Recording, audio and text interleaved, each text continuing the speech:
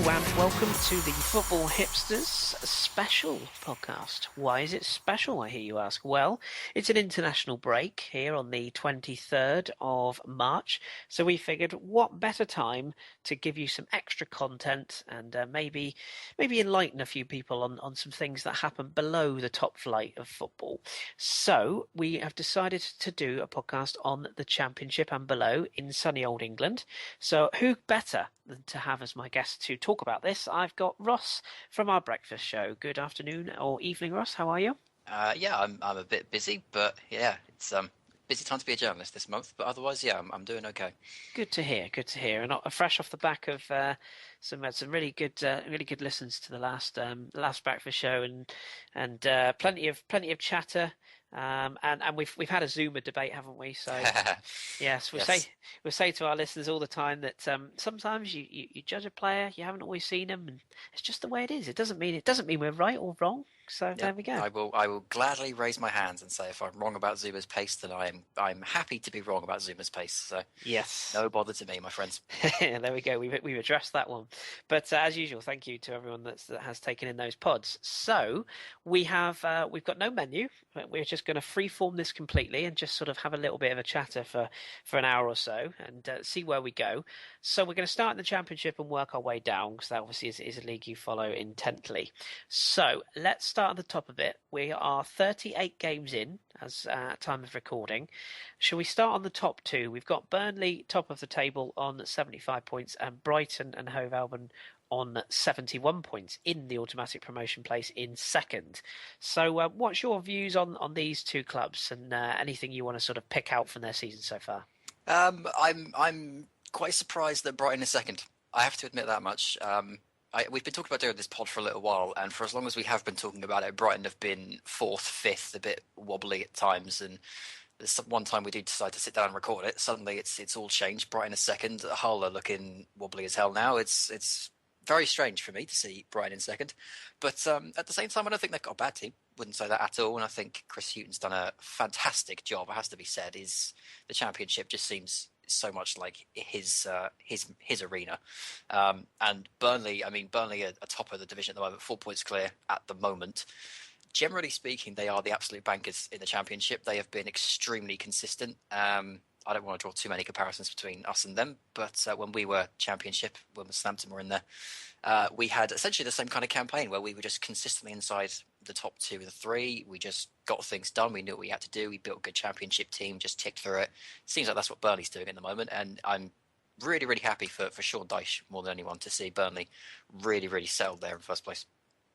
I would agree with everything you said, and one thing on Burnley, we should just touch briefly on their manager, Sean Dyche. Do you think he's underrated? I mean, do you think, because a lot of people said he did a brilliant job when they were in the Premier League, and it was just really down to sort of maybe finances and a few things like that didn't quite survive that season in the Premier League. But do you think he's an underrated coach? You look at the job he's doing this season.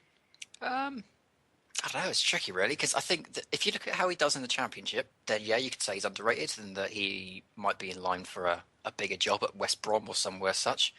But in the Premier League, I think he considering the team he was at, I think he kind of hit his ceiling for the resources he had. But when you look at what he's doing in the Championship, I mean, the control they have in this division, the dominance that they've managed to get over the last couple of games / months.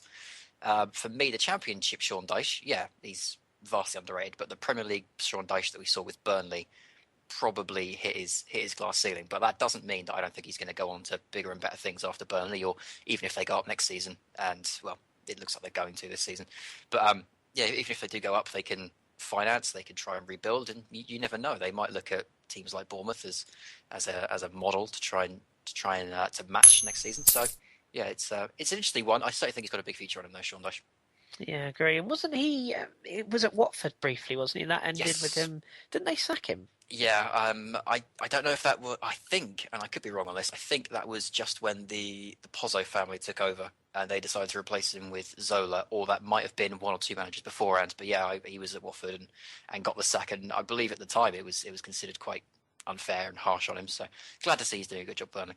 Yeah, absolutely, absolutely, and he's hoping that they achieve what they are currently, and they've certainly been the most entertaining side to watch, or one of them anyway. So let's move down to the four sides that are in the playoffs. We'll go but one by one. Let's start with Middlesbrough. Plenty to talk about, really, with Mm. plenty to talk about with what's going on at Middlesbrough. It's been a little bit of a chaotic few weeks. For those of our listeners maybe living under a rock or might not follow the English Championship, do you want to just talk a little bit about their current form, the season as a whole, and what's been going on with their manager of late? Yeah, I mean, since day one, it felt like Middlesbrough's year had finally come. They missed out on promotion last year, not by much, but they still missed out. And this year felt like it was Middlesbrough's time to kick on, get into the top two, automatic promotion, possibly even win the championship. Aita Karanka were in charge, a very good team building, and it just kind of felt like all the pieces were fitting together. Couple of weeks back now, I would probably say two, three, probably three at this point. There was a story that broke after Aita Karenka's Middlesbrough lost to Rotherham, I think it was, in midweek, or the weekend, I should say, 1-0. A game that he said was going to be their hardest of the season. It was a very, very tough game for them because Rotherham have just got a new manager in Neil Warnock, who you heard at the end of our last breakfast pod. And they've been resurgent. They looked very good, and they were, always going to be a tough challenge. So Aita Karenka comes out and says, "This is going to be a very tough game for us. We need to make sure we, do our best to win this." Fortunately, they then go on to lose it. And 2 days later, I think it was, there was a story that broke about Karanka storming out of a team meeting and claiming that he didn't want to manage the team anymore because he thought they didn't want the Premier League enough. They didn't think that they were showing enough to win this division. So that weekend, they go into a game against Charlton, which they then go on to lose 2-0, and deservedly so because Charlton were fantastic that day. And then all of 2 or 3 days later, I think we were all expecting the news for Karanka finally gone. There was obviously I should have mentioned that he wasn't in charge of that Charlton game over the weekend. There was a story that broke on the official Middlesbrough site that he wouldn't be in charge for the game. So we were all expecting inevitable. He'd be sacked, he'd move on, whatever. And then it just turned out that they'd fixed everything. And he was back in charge, back in the hot seat. And I can't think of where they went to. I think it was Hull, wasn't it? They played last week. Yeah, Friday. 90th minute winner. Yeah, it's strange, very, very strange how it all turned around. Because, 1 minute we thought Middlesbrough were absolutely flying. The next minute we thought, well, starting to shake a bit now. If Karanka goes, then it could be a sinking stone. And then suddenly he's back in charge, and a big win against Hull, who admittedly have been very patchy, but still a big win against a major rival. So I don't know what to make of Middlesbrough at the moment. If it's going to be a sign of resurgence, then more power to them. I like them, and I think that this is as good a season as any to go up.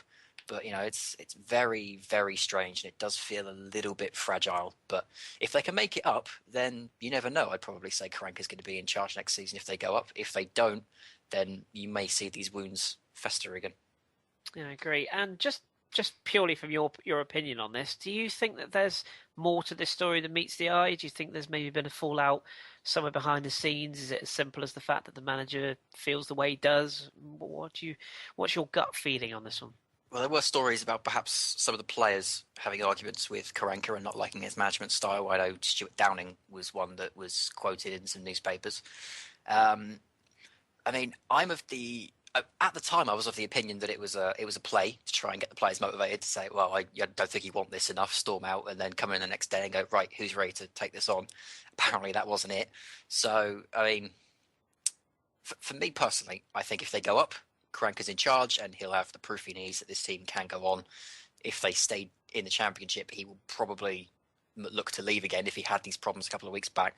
If it is just that he didn't think the team wanted it enough, if there's something else going on, which I have absolutely no idea. I'm not one for buying into newspaper stories about players being discontented when things are going through a bit of a rough patch. That seems like easy journalism for me.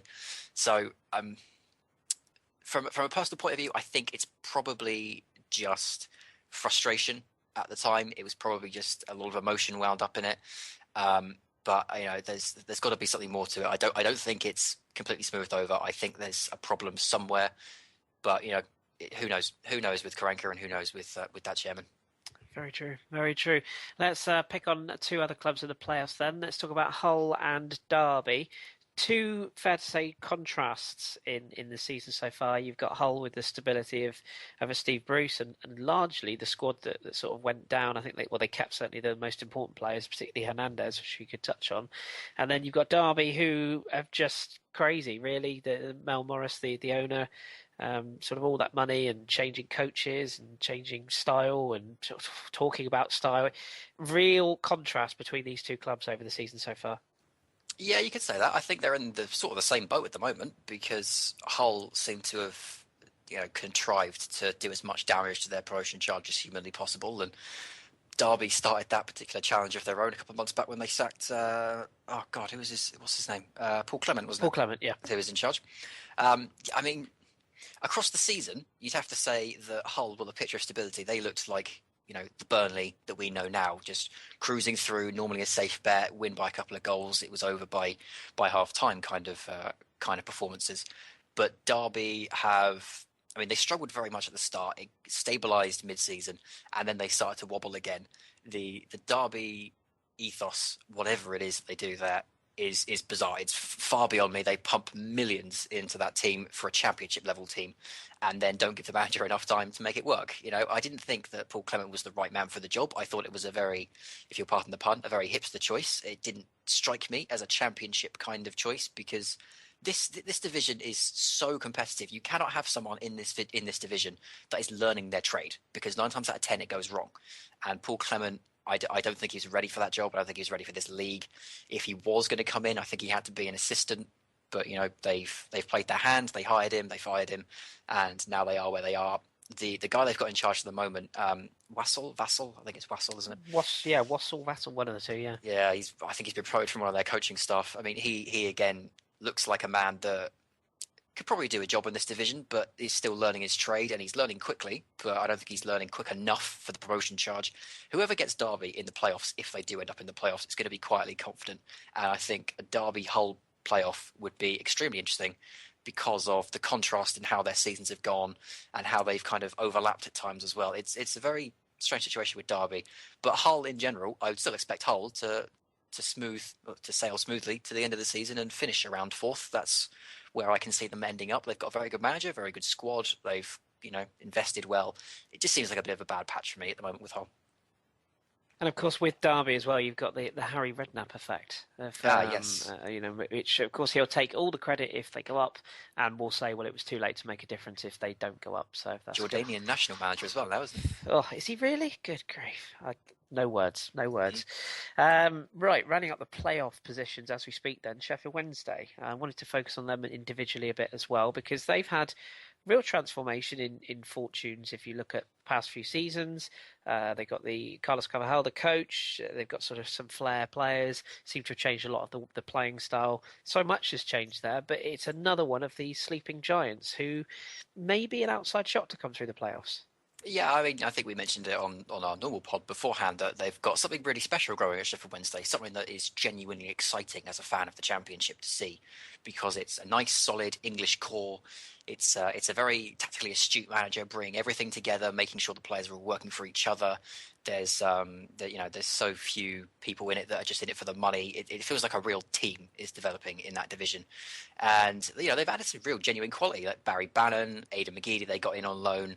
They finally got Gary Hooper at the end of January, and they've still got Lucas Yao, who's been fantastic this season. Forestieri on loan from Watford. They've got such a nice team developing, and I think they are the sentimental favourite, basically speaking, from the Championship. Everyone just seems to have a nice opinion of Sheffield Wednesday, and unfortunately they've had a bit of a wobble lately. For some reason they've gone so many games without scoring a goal, and then finally the last couple of weeks they got 6 in 2 games against Nottingham Forest and Charlton Athletic, which aren't big or tough games at the moment because of the upheaval with Dougie Freedman and of course Charlton in the relegation mix. But still 2 very impressive wins. Hopefully that's a good confidence boost, and hopefully it can prove a catalyst for bumping them further up the table, because Derby are there for the taking, and if Hull's bad patch goes on any longer, then they're still there as well. So very, very interesting team, Sheffield Wednesday. I think most people would be happy to see them go up, but realistically speaking, I'd probably have to say that next season is the season for them. If they stay down, they shouldn't be too disappointed. They should go again next year and see where they can get. Yeah, absolutely. They got all the foundations in place. It's just taking it on to that next level. There's always a team that makes a run towards the end of the season. So I'm just going to focus on three clubs in one go as we look at seventh, eighth, and ninth respectively, because they look like the most likely three to gate crash the playoffs. We've got Cardiff, Ipswich, and Birmingham. So what's your thoughts on those three? Cardiff is a strange one because start of the season, I don't think many people would have expected them in and around the playoffs because of the general upheaval at Cardiff. So much has changed with management and playing staff moving in and out. Kenwyne Jones got flogged off because of his ridiculous championship level wages. I think Russell Slade's in charge at Cardiff, and he was a very good League One manager with Leyton Orient. And it wasn't expected for him to come in and turn Cardiff into a top six side, but it was certainly expected that he would develop them into one. And I would have expected personally for that to have taken a little longer because of the sheer amount of upheaval and change that needed to go on at Cardiff. But he's to be completely fair to him, he's changed it around. He's got the team playing very well. There's so few mercenaries in there anymore. It doesn't feel like the Cardiff that were in the Premier League a few years back. So they've got a shot. They've got as much of a shot as anyone else. And what do you think of say Cardiff are a bit of a weird one, but when you look at a team like Ipswich in particular, with the sort of the Mick McCarthy element, the fact that they've had the experience of this kind of run, do you think them? Would you favour Ipswich or would you favour Birmingham to potentially make that run? Because Birmingham again, some really good things happening under their oh god, the guy's name's escaped me. What's his Gary name? Rowett. Gary Rowett. That's the one who I had. think he's going to be a very big manager in a couple of years' Yeah, time. he had such success at Burton, didn't he, before? Oh yeah. So do you think who do you think's more likely of Ipswich and Birmingham, and what sort of reasons would you give? Um, I mean, sentimentally, I'd love to say Birmingham because I think, like most people that watch the Championship, I've got a big crush on Gary Rowett. I think he did fantastic at Burton. He set Jimmy Floyd Hasselbank up for that job so beautifully. And what he's done with Birmingham has been absolutely incredible. There's no way to oversell what he's done to Birmingham and how attractive he's made that club and how nice they play football and that kind of thing. I think the issue Birmingham have got is goals. I know John Terrell, who's on loan from Arsenal, is doing very well, but I don't think Clayton Donaldson is the out and out goal scoring striker that Birmingham City need to gate crash the playoffs. If either of those two break into it, you'd probably have to say Ipswich, not because they are overly flash or because they are overly impressive. It's because they are just consistent. They just have a way of grinding out results. They've been on a couple of bad runs here and there throughout the season, which obviously happens in the Championship. But for a team that I would have thought, just looking at it on paper, should have been around 13th, 14th in the league, they've really managed to punch above their weight. They've really gone for it. And I think you've got to give Mick McCarthy all the credit in the world for that. He's built that team on very little money indeed. I think the team that was in the playoffs last year was built on only about £300,000, which is incredible for any level of football these days. So, I think if any team out of those two has the best opportunity, it's probably Ipswich because they just seem steady. But it's so open this Championship season at the moment. Birmingham, Cardiff, there's even teams like Preston that could just about sneak it even at this stage. Yeah, so there's a lot of big clubs. When you look at the Championship, you see how many big clubs are down there. Let's take a sort of a bit of a quick sweep over a couple of teams in mid-table. You mentioned Preston there. Let's cover them briefly. Do you think they're in the right place at the moment? I mean, they're 10th in the table. Even theoretically could make the playoffs, but are quite far back.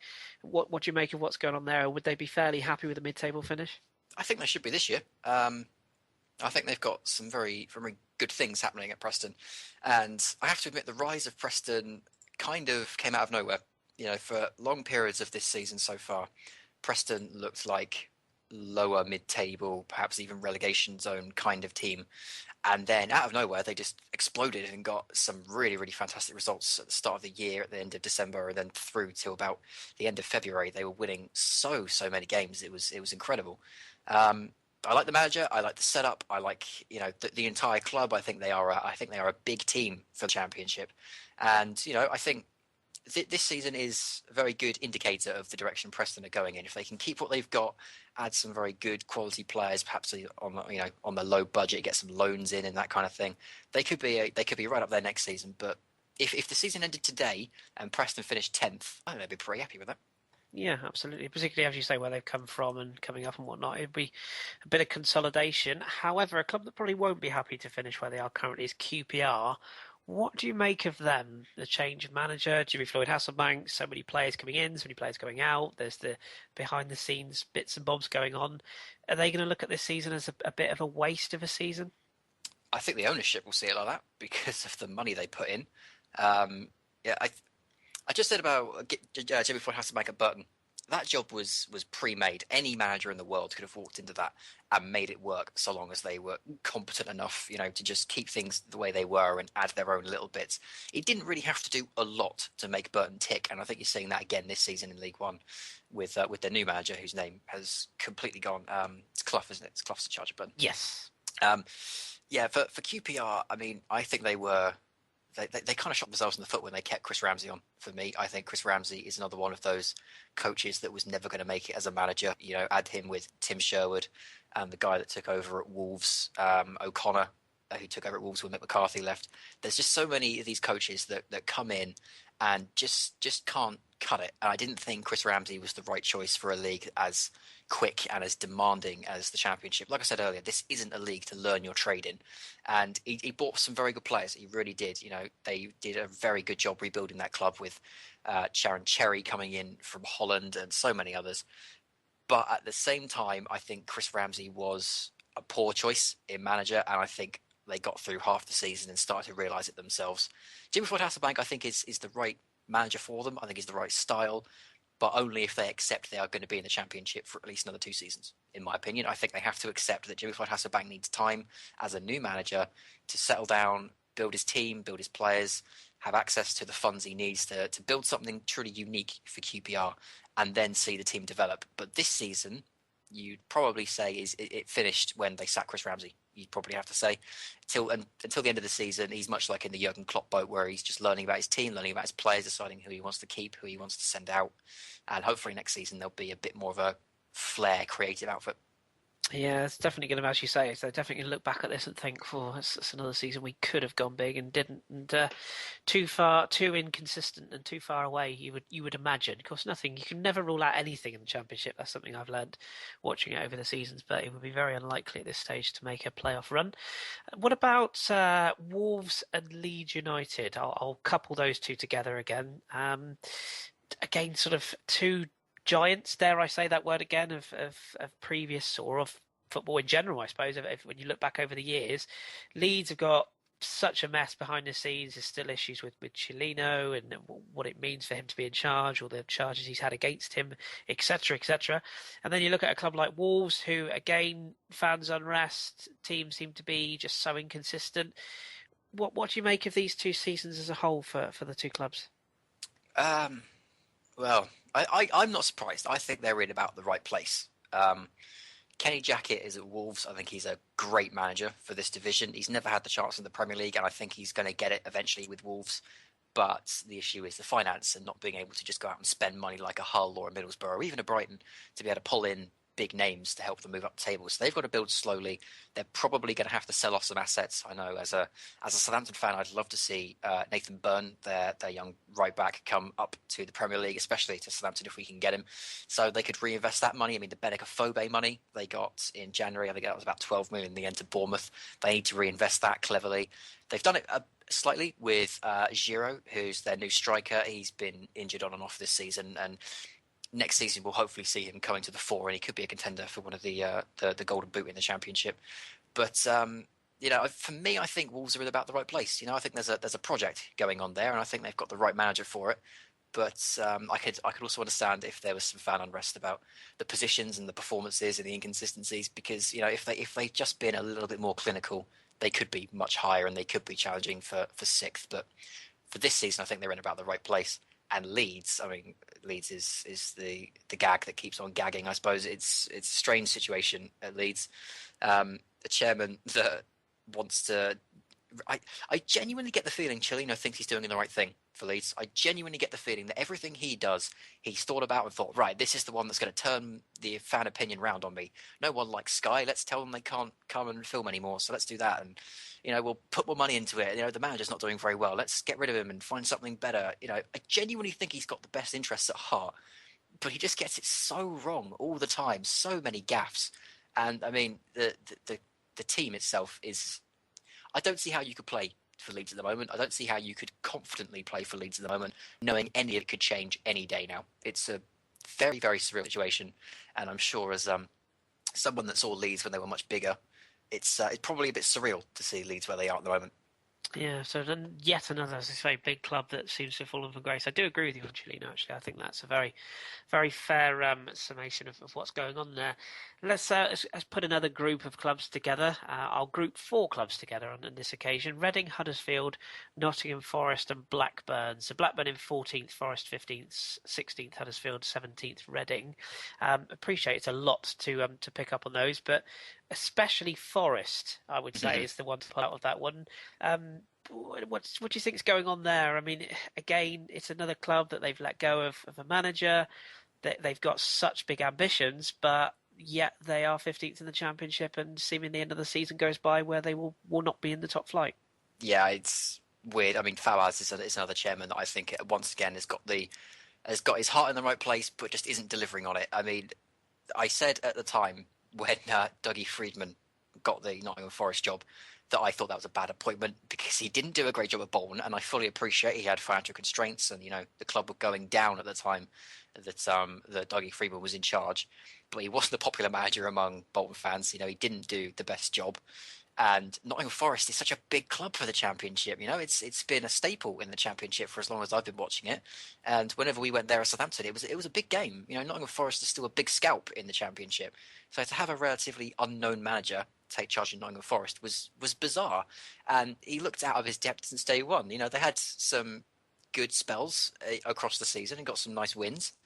But generally speaking, I never had any confidence in them. I never felt they had enough about them to keep a lead or to even get in the top six this season. I just genuinely didn't see it happening for them.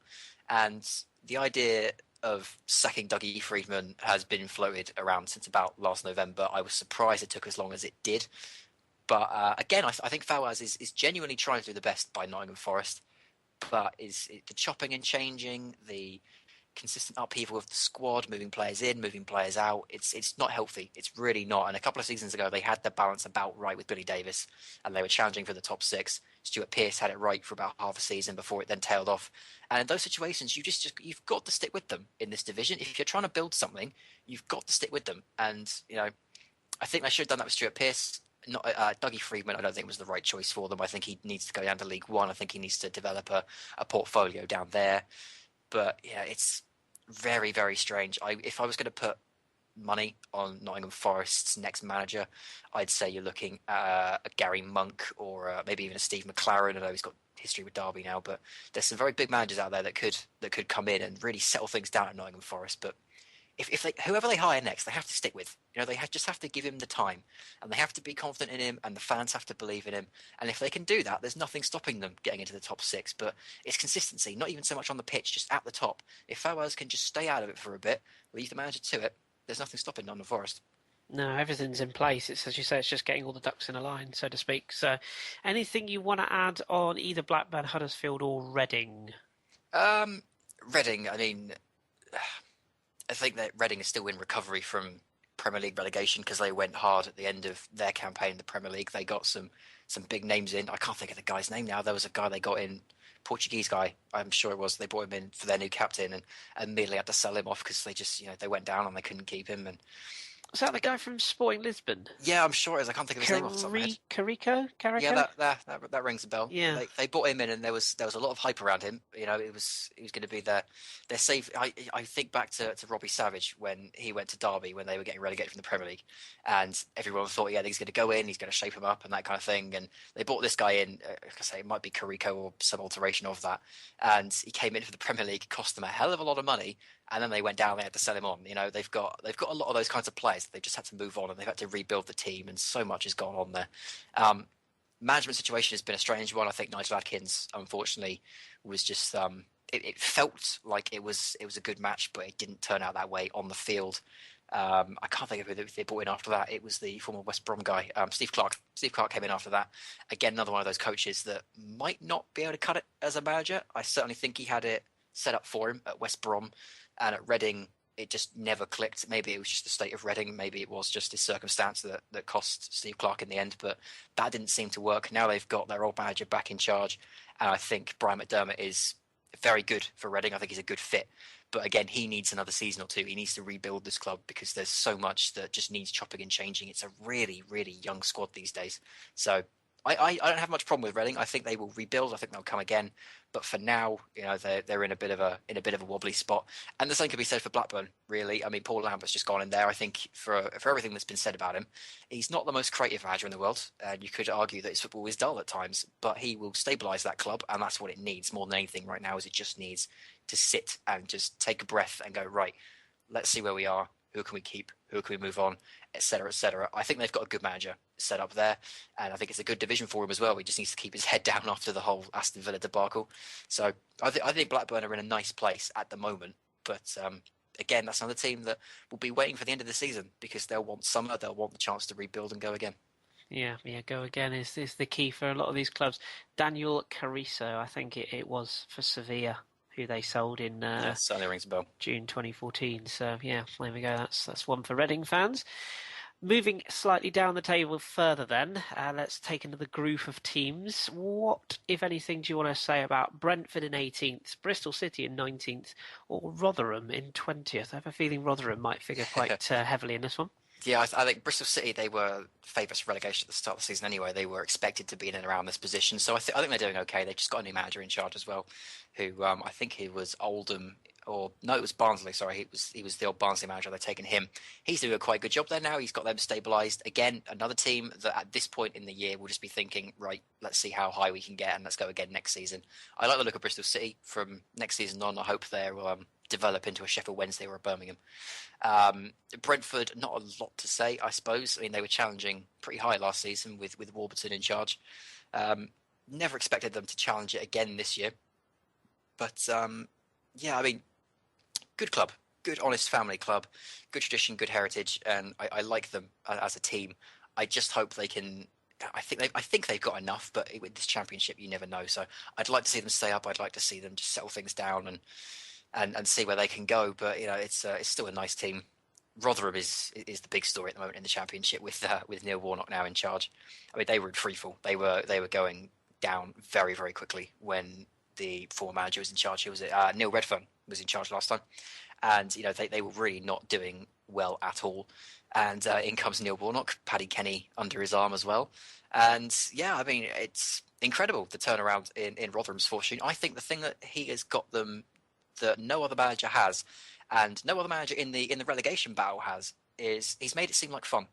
He said, you know what, you're in the relegation fight of a championship, but let's go out and let's enjoy ourselves. Let's show that, yeah, we're in a bad way, but we can still do this. If we get beaten 6-0, then that's the way the championship goes. But you never know. This might be the day we win 6-0. He just seems to have got this sense of joviality around Rotherham, and I think that's really helped them. It's kind of let them let loose a bit, and suddenly they're not losing anything. It's just, I mean, they were 3-0 down to Derby a couple of weeks ago, and they came back to win that 3-3. It just feels like it's such a joke now for Rotherham. Just, oh yeah, go out and see what we can do, and it's working. You can't argue with whatever it is that he's done. It's working very, very well. Yeah, he really has turned it. It's amazing, really, when you think about it. What's 4 wins in the last 5, and the other one was a draw, so really upwardly mobile. However, there's one other club I want to focus on individually before we look at the bottom 3, and that's Fulham, which I must admit, before we recorded, I didn't realise they were quite as far down as they are, but they're 1 point above the bottom 3 and potentially League One. What on earth has happened at Fulham? Well, it's the upheaval of managers. Again, it's the turnover of players. They went down from the Premier League, and we all know the money that's involved in the Premier League. And Fulham have been there for so long. They've been. I don't know the exact level of debt they've got, but I can only imagine that it's not exactly up there with Bolton's, but I can't imagine it's too far off. It's yeah, I mean, it's strange. I mean, even for as long as I've been into football, Fulham have been a big team. They've been a Premier League staple for all the time I've been watching football, and to see them in the position they are in now is bizarre, because you look at the team they've got, and it's actually quite a good Championship team. There's some really good young players in there with Tom Cairney and Ryan Tunnicliffe, and you've still got some players that we all know, like Scott Parker. He's still there. Kaka Niklic, who we all know from that amazing volley he scored in the Premier League, he's still there. Ross McCormack is still there. Moussa Dembele, who we all know that Tottenham were so interested in January, is still there. I think I think I'm right in saying Amora Bieta is on loan at the moment with Stecklenburg and a couple of others. But, he's still there if they can keep themselves up. Ashley Richards is a really nice young player I like. Luke Garbett. There's a lot of players in the Fulham team which really suit the Championship. And for some reason, it just hasn't worked. And it's another one of those. I think they are kind of the story of the Championship, where a big team comes down and doesn't take it seriously enough and thinks, oh, we can keep our players together, we'll be all right. And they don't realise how rabid the Championship can really be. If you're down there with Premier League players, every single team is going to go at you. You are still a scalp, and every game is a scalp in this Championship. So to be such an attractive proposition to go out and face. I mean, how many players get to say they've played at Craven Cottage? There's Championship players that would never have dreamed of going to play at Craven Cottage, and now suddenly they're in the same division as them. It's a big game in the Championship, and I think Fulham just haven't recognised just the scale of the job that's on in this division. Doesn't help, obviously, that they've had a couple of managerial changes as well. I think Jokovic is an interesting choice, seeing someone not of some of his grandeur, I suppose, but someone like him, someone that was just solid, that would have just sorted things out at the back, kept them going, and slowly built them back up. That's what I was expecting them to do. To go for Jokanovic is a strange one for me. I know he did very well at Watford as well, but I think it's a strange managerial choice considering where they are in the division, because you can't afford to be playing open, attractive football when you're so low and when you're doing so badly. You can do that next season if you stay up, but this season you need to keep it solid, and they just can't. It's weird. It's very, very weird to see Fulham as low down as they are, because I'm sure there are even people listening to this pod that can't believe they're a point off relegation. It reminds me a lot of Wolves a couple of seasons ago when they were bottom for like the entire season. Every time we looked at that table, we're like, wow, Wolves are still bottom. What are they doing there? And Fulham are just another example of it. I think they are the perfect emblem for how badly a Championship season can go if you don't take it seriously enough. It's really, really bizarre just to see a real proper family club, and I think back to those days of that run in the Europa League, and now look where they are. It's scary, really. Think how far they've fallen.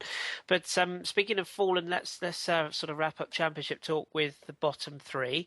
I know you want to say a little bit about MK Dons, and then also touch on Charlton and Bolton, which I'm sure by now everyone is aware of the struggles they've had this season, and it would appear that those two are doomed. So, what do you make of those bottom three clubs? Bolton, I think. Well, I think the thing that has to be said about Bolton is that as of right now, they are in as good a position as they have been in for about a season and a half, and I'm really happy to see that they've now got a takeover and most of their debt has been wiped. I don't think it's a good time to be a Bolton fan, but I think it's a more optimistic time to be a Bolton fan. The relegation we all know that's coming, they are, was it now 12 points from safety with only about 10 games to go or so. It's insurmountable odds in the Championship, and I think we all agree that Bolton are going to be playing League One football next season. But I think that would be quite nice for them, in the same way that when Southampton went down, in the same way that when Norwich went down, Leeds, Leicester, all these teams that have gone down to League One. It's a nice time to just go, okay, fair enough, we shouldn't be here. We've realised how badly we've done. Let's go again, get some fresh finance, change the look of the club, get rid of the dead weight, and move things forward progressively. And I think Bolton are going to have... Personally, it could go one or two ways for Bolton. It could go the Blackpool route, where they struggle all season, or it could go in the Wigan route, for example, this season, where they're challenging for the top six. I think, and I feel like Bolton will go the Wigan route, but you never know in a division like League One, I suppose. But I have high hopes for Bolton, and I'm just pleased that they're still going. Charlton is a complete mess. We already know the situation at the top is all over the place. Jose Riga is in charge for the second time at Charlton, and he's not doing a bad job, but he's not doing a phenomenal job, and it really did take a phenomenal job to keep Charlton up so far this season. So I wouldn't expect them to stay up. I would probably put them down there with Bolton. I think it would be a race to finish to see who finishes below each other, because the thing is, if you look at the Premier League, if you finish in the relegation zone, your one comfort is knowing that you didn't finish below Aston Villa, because Aston Villa have been awful all season. And you think back to when Derby were relegated from the Premier League a couple of seasons back now. The one saving grace for anyone else that went down was you didn't finish bottom, you weren't beneath Derby, because if you were beneath Derby, you knew you had a bad season. If you look at the Championship this season, Charlton and Bolton are both playing that Aston Villa or Derby role. No one wants to finish below Charlton or Bolton, but one of them has to. I think it's a race between them to see which one which one has had the worst season. But a couple of weeks ago, I said that in our WhatsApp group that I would put Charlton below Bolton, and thankfully they've managed to turn it around, and Bolton, have had their struggles and whatever else. So it's going to be a very intense race to finish above one or the other. But that mini relegation battle between two sides is a side note, really. The other big team in the relegation zone is MK Dons. Now, when Southampton were in League One, there were two teams that we all knew didn't belong in League One and deserved promotion. And one of them was Huddersfield, and the other was MK Dons, because they've both built something very nice there. It was a very solid, very family-feeling club. I know MK Dons have got a bit of a controversial history, but they were still, a very interesting club to watch. It was so nice to see a brand new club progressing through the divisions with new managers like Paul Ince, and now we've got Carl Robinson there as well, obviously. They were always just a very nice, attractive-looking team, and it was so nice to see them go up last season. And I wished that they'd stay up, but they still have a very League One team. They've added some good quality in places, but it's players like Nicky Maynard, who is a good Championship striker, but is still on his way down. I think Matthew Upson is there as well. He's not played enough games, but he's a defender on the slide as well. It always felt like the thing that they had to rely on to stay up was Carl Robinson, and I think he's done a good job, but you might just be seeing that in the Championship, the current Milton Keynes Dons squad might just be punching a little bit above its weight. Yeah, perfectly summed up, I think. Absolutely.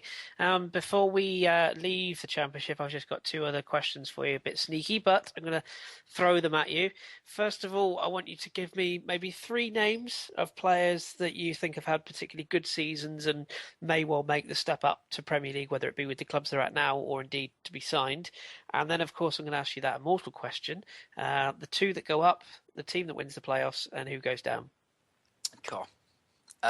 Okay, well, players, I'm going to say Andre Gray from Burnley, who has been fantastic all season, very, very consistent, and that is the difference between Burnley and so many of the other teams at the top. It's just a consistent goal scoring. Andre Gray will hopefully, when he goes up to the Premier League, will hopefully repeat that kind of performance and show people what he's made of, because I think he's a very sharp little striker. I would also have to say John Terrell from Birmingham. I think he's been very, very impressive. I don't see him getting into the Arsenal squad. I don't think he's strong enough at the moment. I don't think. Well, he's certainly not going to be able to oust Özil at the moment. But as a squad player, Terrell could be a useful asset to you. But I think he's too good to be a squad player. I think he'll probably end up in the Championship again next season. And third good player from the Championship. There's so many. I'm gonna show my bias here and say Nathan Byrne, who, like I said earlier, I would love to see at Southampton next season. I think he's a very good little wing-back in the same way that Klein was when he was at Crystal Palace. I think he can be brought on, very well at Southampton, and he can certainly also play right wing as well. So I think Nathan Byrne's another standout from the Championship this season. I'd love to see him in red and white next year. 3 teams to go up. I'm going to fire this back at you in a minute as well, because this is a tough question. If I had to pick just 3 that I would like to see go up, I would say Burnley, Middlesbrough and Sheffield Wednesday, I think. But at the same time, the teams I think will go up, I think it will be Burnley, Middlesbrough and Hull that will probably go up this year. Interesting. I'll give you my 3 and then we'll look at the other end. I think Burnley. I actually think Brighton will. It's tough, isn't it? Will do it. Yeah, they really still do it. They really could. Just got a feeling the momentum. They had their wobble, and I wonder if now they've sort of seen it through. So I actually think the top 2 will remain the same, and I'm going to stick with Sheffield Wednesday. I've said it all season, and I'm going to stick with them. I think they, again, playoff-wise, Derby never really convinced me in the playoffs. Neither did Hull. Borough, I just don't think they score enough. And although they're defensively solid, I always worried about a team that doesn't score goals. So yeah, I'll go with Brighton, Burnley, and Sheffield Wednesday from the playoffs. Do you think Karanka stays them? If this scenario plays out and Middlesbrough don't go up? I can't see him staying full stop, to be honest with you. I think even if they go up, I still think being a Sunday League manager myself, it obviously at a very different level. But the minute that the players start turning on things, and you either have to get rid of the players or you have to get rid of the manager. And I think in this situation, the players are too much of an asset. So I think it's the manager that will carry the can. And they will be a very attractive proposition as well in the summer. Yes. If there's a manager that's needed at Middlesbrough, there's going to be a lot of applications for it. Yeah, and I think Steve McLaren he'll. jumps out at me instantly, actually. Oh god, yeah, and I think he'll attract attention from the likes of Spain as well. I think there'll be plenty of clubs that would look at him and not worry about this particular record at Middlesbrough. So, yeah, I think he could well be gone anyway. As far as the bottom three, I think we both agree that the bottom two are gone. I think Yes. I can't see any way around that. I would say, I mean, this is tough, isn't it? Yeah, I mean, that's one thing I like about one thing I love about the championship is the relegation fight is just as intense as the promotion fight every single season. You get a Yeah. couple of Premier League relegations that are so close, but not many.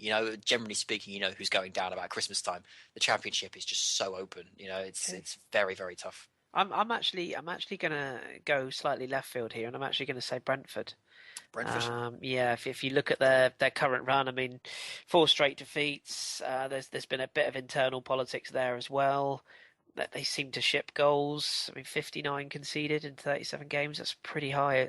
I can't think of many teams higher than that in the division, apart from the bottom two. In fact, I think there's only two others conceded more. So, yeah, Rotherham seem to be on an upward curve. Fulham just for me, just got too much quality. Mm. Bristol City, again, they seem to get the results no one expects, like the Middlesbrough result they got recently. And MK Dons, again, I think just about enough. So yeah, I'll go with Brentford. It's a very interesting choice. Yeah, who would you go with? Who would you add in that third box? Well, Bolton and Charlton, obviously. I think at this point, because of the gap, I'd say Bolton last as well. And I think that'd still be nice for Charlton to not finish bottom. Honestly, Fulham. Interesting. Honestly, I'd say Fulham because I don't think Fulham really get what they're in. I don't think Fulham understand what they're doing because whenever I watch Fulham, it's still free-flowing football and they're still trying to be pretty and play people off the park, and you can't have that. Milton Keynes, Dons, Rotherham, Bristol, even Brentford, they will now realise they're in a scrap and they've got to fight for this. I don't remember the last time Fulham were in this position, and I don't think they properly get what's happening. So, as of today, I'd put my money on Fulham, but as of anything with the Championship, it changes week in, week out. You just said Rotherham a couple of weeks back, and now look at them. So it's nothing certain. But if I had to pick my three today, Fulham would be the third team I'd put in there.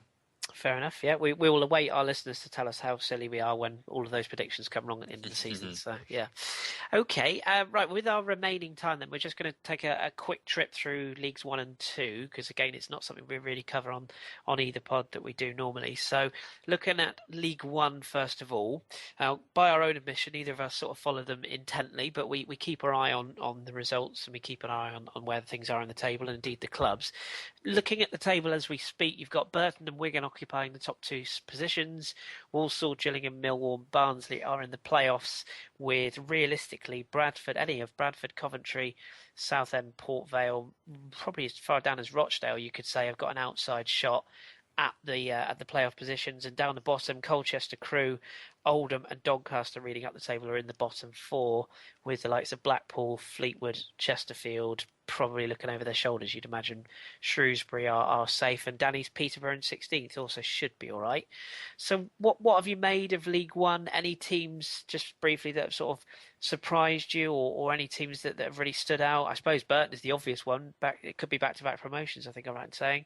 Millwall slowly recovering. Any others sort of that leap out at you, or indeed that leap out of you for the wrong reasons? Yeah, I mean, Wigan did surprise me because I thought Wigan were going to be in for a real struggle with a new manager in charge that had never managed before, let alone at League One level.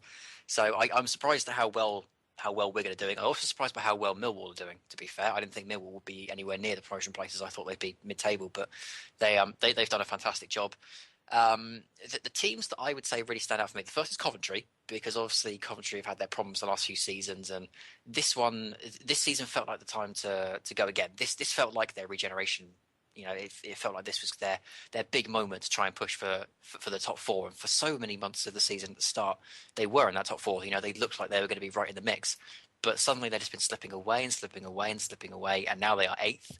Not out of it by any means. They've still got an outside chance, but there are teams around them that I feel like can be more consistent, that will be getting on better runs. So I'm not sure what's happened at Coventry, but it's very disappointing for me to see Coventry slipping as quickly as they did out of the top six. Sheffield United I do follow. because Nigel Adkins is in charge there now, and obviously he's a big legend at Southampton, and I've always got an eye on what he's doing. It's another disappointment to see him in the position he's in. I don't know what Sheffield United have to do to finally settle down and to turn things around. They've been in that division for what feels like an absolute age. So many good managers have passed through as well for that level, and they just haven't found the magic elixir just to move things forward. There was talk of Adkins getting the sack a couple of months ago. Thankfully, he didn't, because I think Adkins is the kind of manager that can turn it around. He hasn't got the same kind of finances that he had at Southampton when we were League One, but I still firmly believe that he is the right man for the job. I believe that he has got the experience for it, and hopefully next season he can show what he's made of and try and push them further up the table. But there's some very strange inconsistencies going on at Sheffield United, and obviously you've got to say that his experience in League One has allowed him to bring in Dean Hammond, who he had at Southampton, who was our old captain, and Billy Sharp, who he had at Southampton and Scunthorpe. So I think he's got the pull of a League One manager as well. So hopefully they keep a hold of him. The other team I would point out would, aside from Colchester, who have conceded 86 goals this season, and with about 8 more games to go, they could very easily concede over 100. The only other team I'd point out is Doncaster Rovers, because I think it was Paul Dickoff that was in charge there. I thought that was a good fit, Paul Dickoff at Doncaster Rovers. It seemed to work. They weren't overly incredible, but they drifted through. I thought they were in the right position, and they just got the job done. They didn't do it overly flashy, but they just did the job. They got rid of Dickoff when the club started sliding. They brought in Darren Ferguson, who is a very strange manager for me. I don't know why so many lower league clubs rate him as much as they do. For me, after some of the cock-ups he's made at Peterborough and Preston, I think he deserves to get a job in League Two. I think he has to rebuild his reputation. I thought Doncaster was a big club for him to get, to be fair. And for a little while, he turned them around. I think he took over in October. There were some good results coming out, but they were all against teams he should have been beating anyway. Your Colchesters, your Crews, your Oldhams, the clubs that Doncaster should be beating, they were beating 2-3-0. And there were a couple of impressive ones. I think there was 3-3 with Coventry or Burton, and there was a 2-2 with one of them as well. Some impressive comebacks, but since then, they have been woeful. They've been sliding down the table, loss after loss after loss. It didn't seem to be a lot of fight in them when I last saw them. So, yeah, I mean, I don't think Doncaster are a big club in League One by any means. Don't get me wrong. I think they're a nice, comfortable mid-table club, if not in the position they're in. They're just above the relegation zones. But for Darren Ferguson to come in and essentially take on what was already a tough job and make it worse, I think it's a damning indictment of him and the state that Doncaster are in at the moment. It's really really competitive league again. If you look at the table, the likes of sort of Swindon languishing in mid-table, as you said, Sheffield United, Blackpool facing, would it be back-to-back relegations, wouldn't it, if they went down again? Yes, it would. So they're down there. Crew, okay, yeah, not a big name, but the players they brought through over the years under what's the guy's name? Not Laurie Sanchez. What's the chap's name he used to bring through the kids at Crew? Dario Gradi, that's the one. Take your word for it. Getting old, I swear. But some of the kids that he's brought through that academy at Crewe, and it's a shame to see them down there. Danny would obviously have his say on Peterborough, and then even at the top end, I mean, you say Coventry, Bradford, Southend, there's some big clubs in that league, so it's going to be a tough one. Is there any player? I'll be kind and not say players, but any player that you've really sort of watched or seen a bit of this season and thought that could be a guy who could step up? Oh, in League One, I mean, I think most of the players that in League One that really impressed got cherry-picked last season. I mean, I would have said not Sebastian Luongo. I can't think of his first name now, but Luongo, who was at Swindon, moved to QPR this season. I would have said him all day long. But generally speaking, the big players have been snapped up from this division. I mean, there are good players around, and there will be good players that continue to develop. But I mean, just looking at the table now and not having had time to go through the teams and refresh my mind, there's none that leap out at me instantly. I mean, there's one in League Two that just bang, I remember straight away. But unless I'm thinking, unless he is in League One, I have to now check this. You've made me paranoid. Let me have a quick look. No, I'm thinking of Kemar Roof. He is not League One. He must be League Two. He's at Oxford, isn't he? Yes. I think, yeah. I'm thinking yellow kit, and then my head went Burton, but he's not Burton. He's at Oxford. Easy. Yeah, I mean, League One. There's not one player. There's not one that just goes bang. He's been fantastic this season. I'm sure there are, and I'm sure I'm doing someone a great disservice. But yeah, there's no one that just goes and leaps out at me at the moment. Fair enough. I like it's honesty. It's good policy. Absolutely good policy. Right. Let's wrap up then with a little bit of League Two talk or League Deux talk, as Danny would have me say. Now this again is again you look at this league. I mean, it's just completely crazy with the amount of teams that you look at and think, Christ, they're really in League Two. But you've got Northampton top of the table on 82 points away in the distance, 11 points clear of Oxford in second, Bristol Rovers in third. You've got Plymouth Argyle from my neck of the woods, Accrington Stanley, Portsmouth and Leyton Orient occupy the playoff positions, with realistically Wycombe, AFC Wimbledon, Cambridge United, Luton, Carlisle, probably even as far down as Mansfield and Exeter with an outside shot at the playoffs. And then down the bottom, two relegation spots, Dagenham and Redbridge and York, who are a little bit cut adrift from Stevenage, who are on a wretched run of form themselves, 5 straight defeats, with Hartlepool, Yeovil, Notts County and Morecambe, probably Newport, still a little bit twitchy, but probably going to be all right. What have you made of League Two in particular? Obviously, you being based in Southampton and following the Saints, you'll have a perspective on Portsmouth, and I can probably give you a perspective from Plymouth Argyle. So, what do you make of Portsmouth and any of the clubs around them in that playoff hunt? Portsmouth, I genuinely hope Portsmouth's season had finally come this year because I am a very dedicated Southampton fan, but at the same time, the derby starts and ends on the day for me, and I really want to see Portsmouth come back up so we could have our derby again. But for whatever reason, it started off so well for Portsmouth this season. They were absolutely flying. I think they were one of the few teams in the country that were undefeated at home, and out of nowhere, the past couple of months, it's just been sliding and slipping, and it's been so strange to watch because one week they're beating teams 3-0 and you're thinking, right, this is comfortable, this is what they should have been doing all season, and the next week they're getting beaten 1-0 at home where they just can't break down these teams that a club that's as big as Portsmouth should be wiping the floor with. So they are not safe in their position of sixth at all, and they are drawing far too many games for a team that has hopes of automatic promotion as far as I'm concerned. But they're still in it. They've still got plenty of quality. They've got a good manager there as well. Hopefully, they can keep things steady and push for at least the playoff place. But they've got to be very, very, very careful.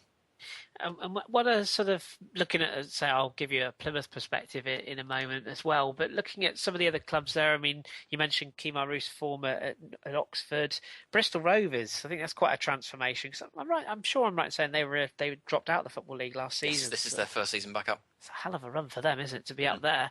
3 go up automatically, of course, in this league, so they're in that position right now. Then you look at sort of teams like Exeter, famous for that FA Cup run. And then you look at teams like Notts County, of course, had all that publicity with the Sol Campbell and whatnot, bits of yesteryear and all that money that came in that wasn't actually their money at all. And then even the bottom two, York and Dagenham, it seems like it's a quite competitive league for different reasons. Would that be fair? Yeah, I suppose so. I mean, I think League Two is the most normal league out of the 4 going at the moment. I think you've got a team that's running away with it. You've got a nice little cluster of teams fighting in the middle. You've got some teams that already know their seasons are over and they're just going to try and enjoy the rest of it. And then you've got the relegation scrap, but you already kind of know who's going down.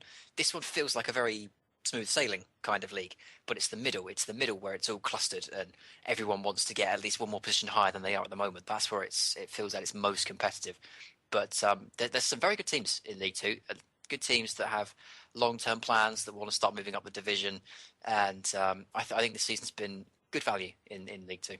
Yeah, absolutely. And just very quickly from a local perspective for me, Plymouth Argyle, I mean, they're sitting 4th. They've lost the last 2 and drew and lost previous to that. So they're in a little bit of a sticky spell right now. They've been flying high for most of the season. I think the belief down here was that their manager Derek Adams came from Scottish football, was certainly cracked it. They had Paul Sturrock, of course, that you'll be familiar with, was their last Scottish or last favourable Scottish manager that took them to the heady heights previously before moving on. And it seems like Derek Adams is onto a good thing, but a few injuries have bitten, and Argyle have started to fall. But you'd look at it from their perspective on 65 points. 2 or 3 wins on the spin, and they're back into those automatic promotion spots again. So, what I would say, Bristol Rovers are the ones to watch. Though 5 straight wins, I mean, they are flying. So it's definitely a competitive league. Any one player or any sort of thing that's really kind of taken your fancy? I suppose Kemar Roof would be the one, wouldn't he, from Oxford? Yeah. 17 goals. this season. It's an incredible little record from a player that I hadn't heard of until this season. Just came out of nowhere, it seemed.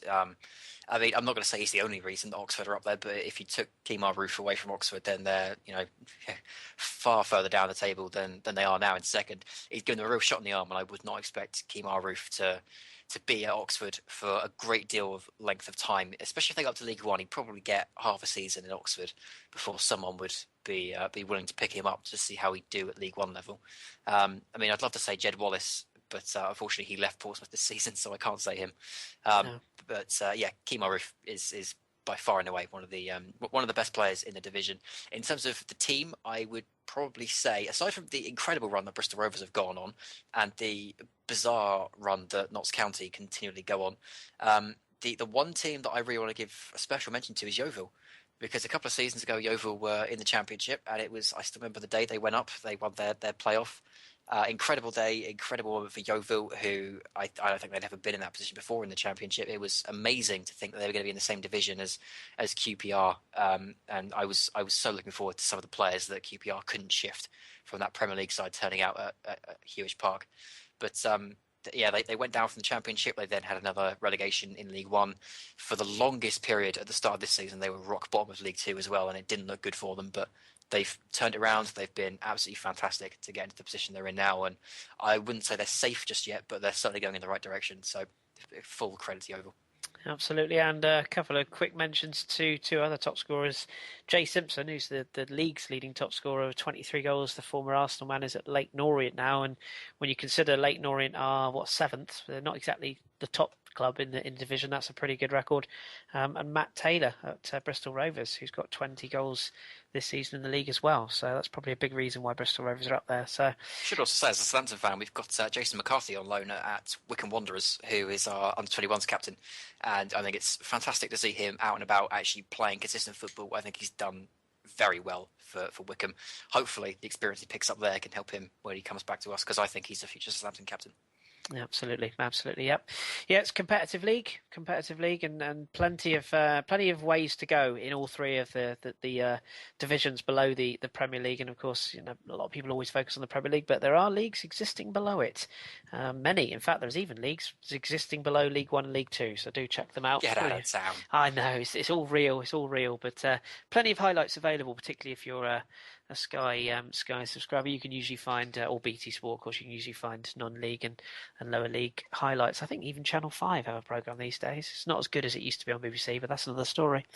But yeah, that's a good little run through. Really good little run through. I think the only thing we could do really is just have a quick sum up before we let this episode come to a close.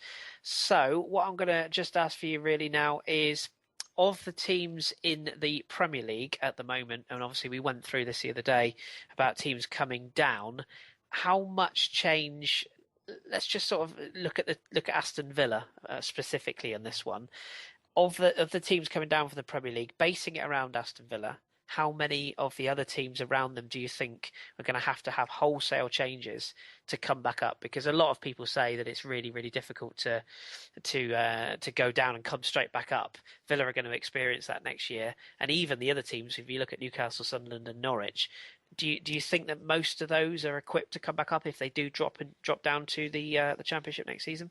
Norwich, if they go down, Norwich are absolute bankers as far as I'm concerned to come straight back up, as long as they keep hold of Alex Neil. If they do what Burnley did and just say, yeah, you know what, maybe we were punching above our weight in the Premier League, that's fine, let's go again, let's get some more finance behind us and we'll try again. Norwich, as far as I'm concerned, if they go down, they'll be coming straight back up. I think the Championship is a very good level for the team they've got there at the moment. Aston Villa, I mean, they're the big concern, because Aston Villa could go one of two ways. I already mentioned earlier about Fulham being a massive scalp in the Championship. Aston Villa are colossal. If Aston Villa go down, well, Aston Villa will go down at this point. To have Aston Villa in the Championship, that is throwing a slab of meat in the middle of a circle of dogs. That's ridiculous to think Aston Villa could be in that division, and there will be a lot of teams mauling Aston Villa and all over them in the hopes of getting that scalp. They will need, and I mean need, to make sure they've got a manager in place that knows the division. I like Remy Gard from what I've seen of him, but I don't think he's equipped for the Championship. I think it's only going to damage his credibility if he goes down there and tries to build something nice and fluid and coherent. I don't think it's going to work. They need to reshuffle that team because the back line cannot cope with the pace and the persistence of the Championship. The midfield needs to be stronger. It needs to be more solid. They need big changes, and I said it on the normal pod before now. They really should have been preparing for it in January. They needed to move players in. They needed to move players out. They needed to have this in the back of their mind, because I don't think Aston Villa fully appreciate what they're going into next season. Now, interestingly, listening to Radio 5 the other day, I can't remember which pundit it was, but they said exactly what you said nearly 3 months ago about Villa, that they should have been getting Nigel Pearson in, and they should have been trying to prepare for the Championship and all that. So I was thinking, a little chuckle to myself, thinking, yeah, we already said that. So you're out of date. It might have been Chris Sutton, actually. So there you go. You knew ahead of time. And the final question, just reversing it around the other way, Championship team, if you look at all the teams currently in the promotion picture, who, I'll just pick out one, is the best equipped to survive in the Premier League next year, should they get there? Oh, man. I mean, see, here's the issue with coming up from the Championship, is that you can only do it one of two ways. You do it the Blackpool way, where you keep your team and you just go for it, and you just go, yeah, well, why not? We're punching above our weight. Let's see what we can do. Or you go for the Bournemouth way, and you pump loads of money into it and hope that you can survive. And of the teams in the top 6 at the moment, I don't see any that would say, right, let's pump loads of money into this and really go for it. I see teams that will stick together and try and build on it. I mean, Middlesbrough are possibly the only team that would really go for ridiculous talent. Burnley, I'd probably say Burnley, because I think they've learnt their lesson from the Premier League. I think they're a lot stronger in the midfield. I think they've got a proper, consistent striker these days. I know they had Danny Ings last time, but I think Andre Gray is going to be a great fit in the Premier League. So I would probably have to say Burnley. But at the same time, Middlesbrough could do a job. They could be the next Watford if they go up. And Hull, certainly, they've got a good manager in place. They will need some improving. But Hull have been there, done that. Derby, I don't think, are going up anyway. But if they do make it, they're probably going to need to look more at their manager than any other signing. And Sheffield Wednesday, I think Sheffield Wednesday would essentially see the Premier League as a free swing, in the same way that QPR did a couple of seasons ago when Redknapp took them up. It was almost like it was an accident when they went up, and I think Sheffield Wednesday would, as good as I think Sheffield Wednesday are, I don't think they're ready for it yet. I know if they go up, it will kind of feel like, oh Lord, what have we let ourselves in for? So yeah, I mean, I think from the current top 6, Burnley probably the most well equipped. But don't get me wrong, every team that goes up will need at least a couple to make sure. Yeah, and of course every team that goes up will hope that there's another Aston Villa-esque calamity waiting to happen from another team, so that there's one less place for them to stay up in. If you look at Bournemouth this year, I'm sure they're absolutely delighted that Villa have crashed so badly, so that they could gently sort of ease their way away from that relegation peril. So it's interesting. It's interesting now. 46 games, I think the Championship is across. I think it's 46. Yeah. So there's plenty of time to go. We will be keeping you across it. We will do our usual occasional dip into League One, League Two, and the Championship on our breakfast pods. If this is the first time you've experienced any of our podcasts, firstly, where have you been? But secondly, if it is the first time, please do tune in. We do a breakfast, what we call our English breakfast pods, on a Sunday night, which go out late Sunday night, stroke Monday morning, which is covering all of the usually the Premier League's action of the weekend with a bit of a touch on the Championship. And then we do a European pod, which is our main podcast, on a Monday night, which comes out on a Tuesday afternoon. And myself and John, one of the crew, do a Satchel pod, which is our European, basically when there's a Champions League and Europa League. We cover those midweek fixtures and go through all those as well. So please do hit the old subscribe button on our YouTube channel if you just YouTube the Football Hipsters, and you can follow us at the FH Podcast on Twitter. And keep listening to our stuff, keep feeding back, and do provide us with anything you want to hear about, or particularly anything that you want Ross to talk about. Do fire us some questions. He's always happy to do some research. So thank you very much, Ross. I really appreciate your time this evening. That's another special out the way. Thank you very much. And we will return, as I say, hopefully, I think it's next week. Our live pod is scheduled as our next time that we will be with you. So keep your beard strong and your glasses trendy. Thank you very much for listening. Keep enjoying your Championship and lower league football, and we'll speak to you very soon.